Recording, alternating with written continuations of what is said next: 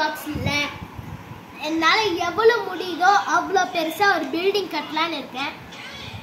பார்க்கலாம்.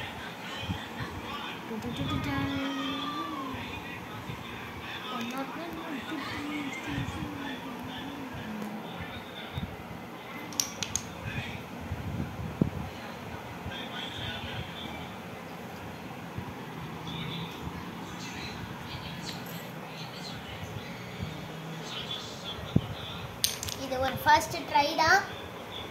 இருந்துச்சுன்னா இன்னொன்று பண்ணி பார்ப்போம். வேலை கொஞ்சம் ஸ்டடியாக